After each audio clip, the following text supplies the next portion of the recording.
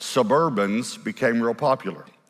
Before that, some of you will remember this, Suburbans were used for like flower delivery trucks and carry caskets. That's about what they were used for, okay? And in the 70s, what was popular was custom vans. And everybody had a custom van if you wanted something big and you customized it. So we had a custom van, but in the 80s, all of a sudden, Suburbans started getting real nice and people started buying Suburbans, and all my friends started buying Suburbans. And so I said to the Lord, can I buy a Suburban? And the Lord was just like this. He said, nope. I said, well, it's in the budget. I'm okay financially. I can do this. So can I buy a Suburban? Nope. Well, is there a reason? Because I said. You know, it's just like your parents sometimes, because I said. Okay. So I went for months. And finally, I thought, you know, everyone's getting Suburbans. A Suburban is not a sin. I must have misheard the Lord. And then I found a good deal. And come on, I just want to know if I'm the only one. I'm actually going to ask you to raise your hands. At every campus, have you ever thought that something was God's will because it was a good deal? Can I see your hands? And did you find out later it was not God's will? Yeah, it was not a blessing, it was actually a curse. But it was a good deal. And I called around. There was no internet back then. I called around. I found these dealerships. I found this one was a good deal. It was in Weatherford. I drive out there. When I'm taking the exit, there used to be a real popular song on the radio called "Turn Your Heart Toward Home."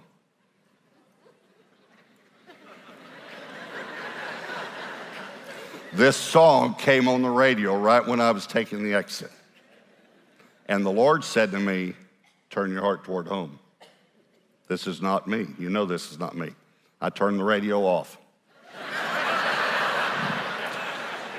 This illustration could have worked last week too on stubbornness.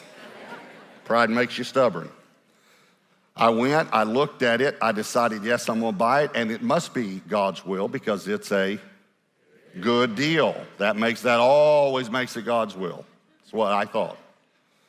So I tell them I'm gonna go home, get the title in my van. They gave me the price, trade it in, I'll get a cashier's check, whatever, I go back, you know, a couple hours later, they said, we're gonna wash it, change the oil, get it ready for you, all that. I'm taking the same exit, the same song comes on the radio. I turn the radio off. We go to the dealership. They said it's not quite ready. If y'all went and have dinner and then you can come back, it'll be ready about an hour. We went to have dinner, we came back, took the exit. The same song came on the radio. So obviously, being a godly man, you know what I did. I bought the Suburban anyway. Don't look at me with judgmental eyes, because I'll ask you to raise your hands again. The gas gauge broke on that Suburban. We ran out of gas on the side of the road. Our whole family, 3 kids.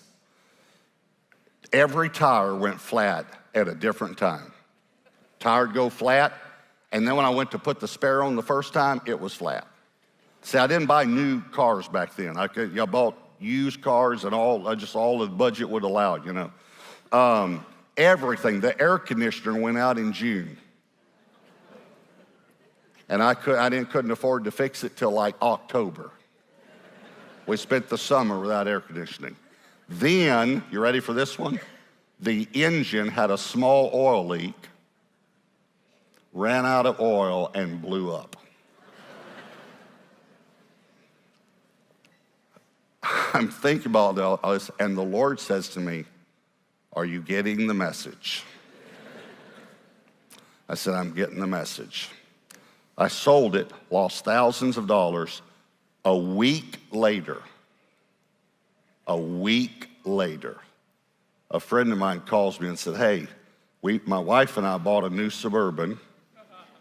Ours is only about 3 years old, and we want to donate it to your ministry. And then he says to me, we were going to donate it last spring, but the Lord told me to wait till the fall.